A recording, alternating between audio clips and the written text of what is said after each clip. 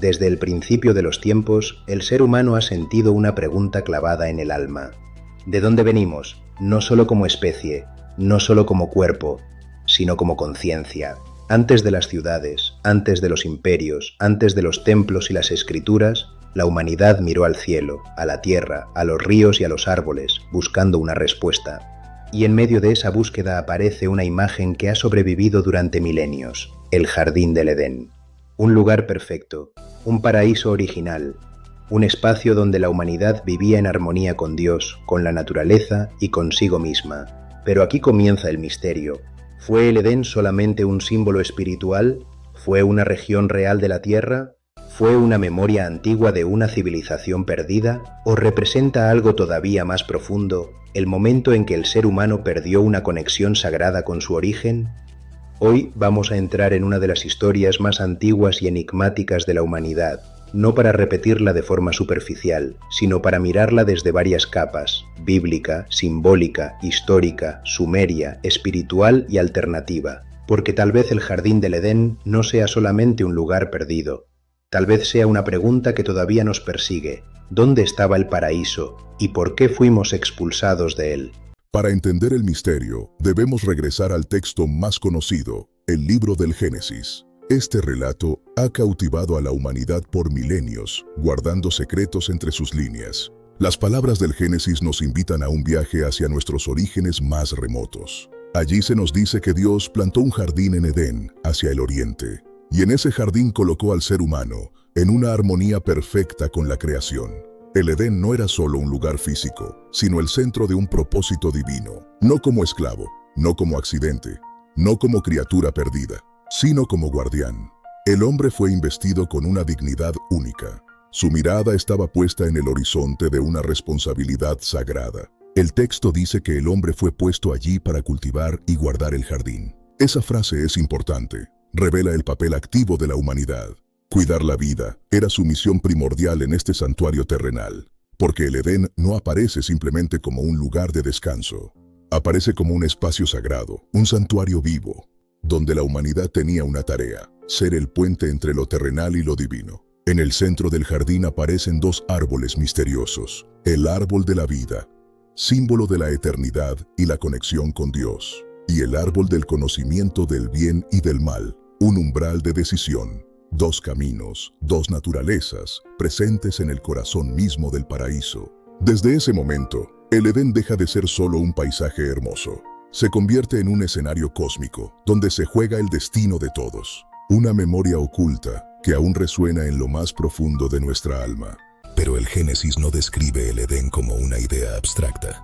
Da detalles. Habla de un río que salía del Edén para regar el jardín y que luego se dividía en 4 brazos: Pisón, Gihón, Tigris, Éufrates. Aquí el misterio se vuelve geográfico, porque 2 de esos ríos son conocidos: el Tigris y el Éufrates. Ambos están asociados a Mesopotamia, una de las regiones más importantes de la antigüedad. La tierra entre ríos, el lugar donde surgieron las primeras ciudades, los primeros sistemas de escritura, los primeros templos y los primeros imperios. ¿Es casualidad que el relato del Edén apunte hacia esa zona? Para muchos investigadores, no. Cuando miramos hacia Mesopotamia, encontramos algo sorprendente.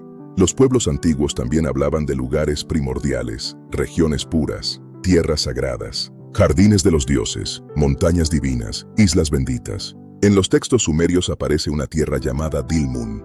Dilmun era descrita como un lugar puro, luminoso, sin enfermedad, sin vejez y sin sufrimiento. Un lugar donde los dioses podían habitar. Para algunos estudiosos, Dilmun no es el Edén bíblico, pero las semejanzas son difíciles de ignorar. Un lugar original, agua sagrada, vida sin corrupción, presencia divina, una humanidad vinculada a un orden superior.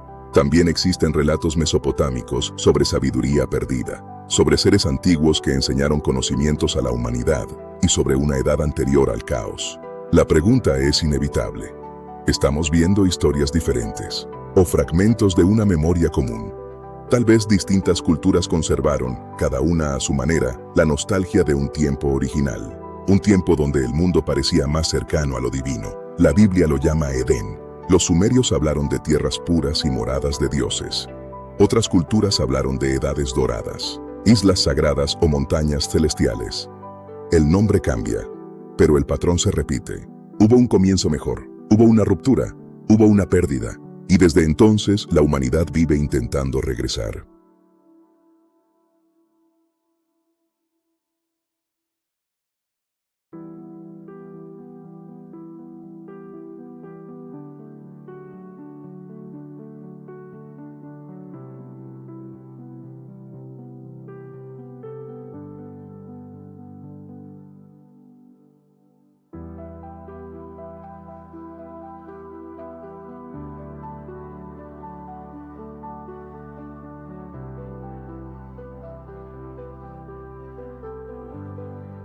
Desde tiempos inmemoriales, el árbol de la vida ha sido el símbolo de conexión definitiva entre el cielo y la tierra. Representa la unión sagrada entre la humanidad y la divinidad, vinculando lo terrenal con lo eterno. De Yggdrasil a la Cábala, este mapa del alma nos guía hacia la chispa divina que reside en nuestro interior. Como es arriba, es abajo. Dentro de ti late la misma geometría sagrada que sostiene a todo el universo. Es un ciclo eterno de renacimiento. Despertar es reconocer que somos hijos de las estrellas y de la tierra. Busca el árbol dentro de ti y encontrarás el cosmos entero. Somos guardianes de este legado sagrado.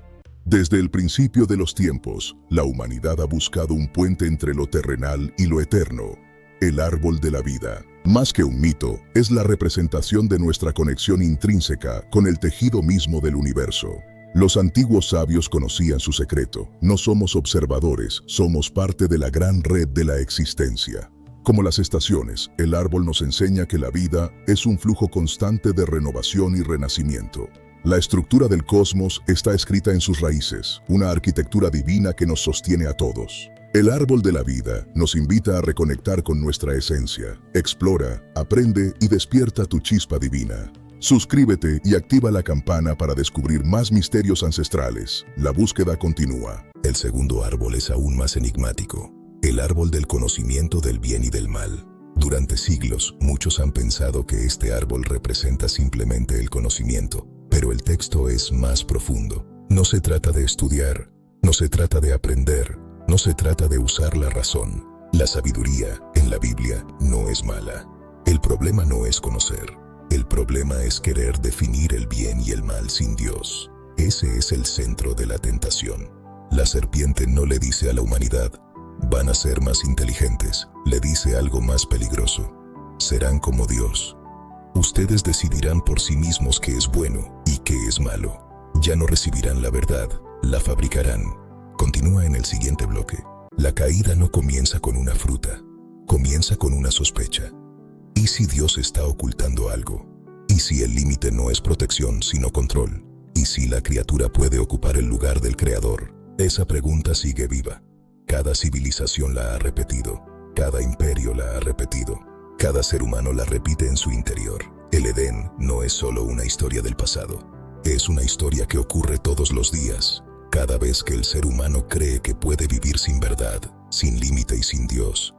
Vuelve a tomar del mismo árbol. Ningún personaje del Edén ha provocado tanta fascinación como la serpiente. En el relato bíblico, la serpiente aparece como astuta. No entra gritando, no amenaza, no obliga, solo pregunta.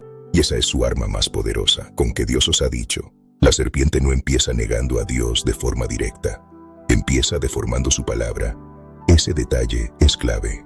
El engaño más peligroso no siempre parece mentira. A veces parece una verdad incompleta. La serpiente mezcla realidad con distorsión. Dios sí había dado un mandamiento, pero la serpiente lo presenta como una restricción sospechosa. Luego promete apertura de ojos, promete elevación, promete divinidad, pero el resultado no es libertad.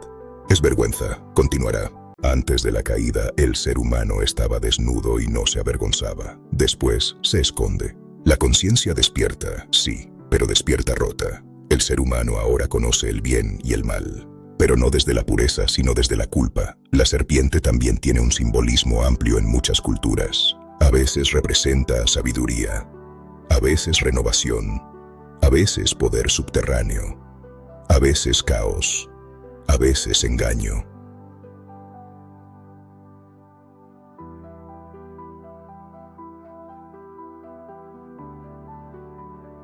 Y esa separación es el verdadero desastre. Por eso algunos enfoques alternativos han querido reinterpretarla como un símbolo de conocimiento oculto.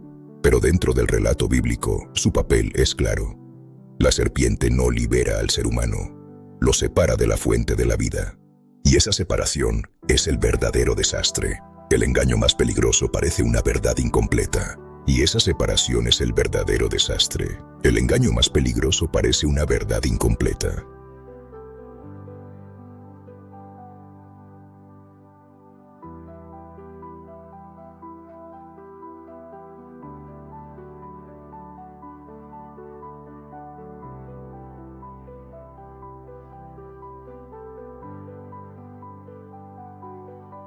Después de comer del fruto, ocurre algo devastador. El ser humano no se vuelve Dios. Se vuelve consciente de su desnudez, tiene miedo, se esconde. Y cuando Dios pregunta, ¿dónde estás?, no es porque no lo sepa. Es una pregunta espiritual. Es como si Dios estuviera diciendo, ¿qué te pasó? ¿Dónde quedó tu confianza? ¿Por qué ahora huyes de mi presencia? La caída rompe varias relaciones al mismo tiempo. Se rompe la relación con Dios. Se rompe la relación entre el hombre y la mujer, se rompe la relación con la tierra y se rompe la relación del ser humano consigo mismo. Antes había transparencia, ahora hay culpa. Antes había comunión, ahora hay acusación. Adán culpa a Eva, Eva culpa a la serpiente. Y desde ese momento, la humanidad aprende una de sus costumbres más antiguas: no asumir la propia caída. La expulsión del Edén no es solo un castigo, también es una consecuencia. El ser humano eligió separarse de Dios y ahora vive fuera del espacio de comunión plena. El jardín queda atrás, la tierra se vuelve difícil, el trabajo se vuelve doloroso, la vida se vuelve frágil y la muerte entra en la historia humana. Pero incluso en medio del juicio hay una promesa: la descendencia de la mujer aplastará la cabeza de la serpiente. Esa frase, para la tradición cristiana, es la primera señal de redención. La historia no termina en la expulsión, empieza una larga búsqueda de retorno.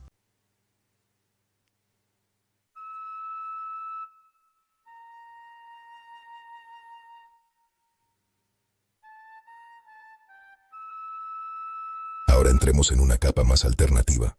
¿Qué pasaría si el relato del Edén también conservara la memoria de una humanidad anterior? Una humanidad que vivió en una región fértil, cercana a grandes ríos, antes de un cambio drástico. Algunos investigadores alternativos han conectado el Edén con recuerdos de civilizaciones desaparecidas. Inundaciones antiguas, cambios climáticos y migraciones humanas. No como una prueba definitiva, sino como una posibilidad interpretativa. Sabemos que muchas culturas conservan relatos de un mundo anterior destruido por aguas, juicio divino o catástrofes. El diluvio aparece en la Biblia, también aparece en relatos mesopotámicos y en tradiciones de Meni pueblos antiguos. ¿Podría el Edén pertenecer a esa memoria profunda? Un lugar fértil, un valle, una región entre ríos, una cultura anterior a las grandes ciudades, un recuerdo transformado en relato sagrado. Con el paso de los siglos, la memoria histórica pudo convertirse en símbolo, y el símbolo pudo entrar en la religión. La humanidad no solo recordaba un lugar, recordaba una pérdida. Quizá por eso el Edén nos conmueve tanto, porque no habla únicamente de geografía, habla de nostalgia, la sensación de que algo se perdió, de que el mundo no es como debería ser, de que hay una belleza original enterrada bajo el polvo de la historia.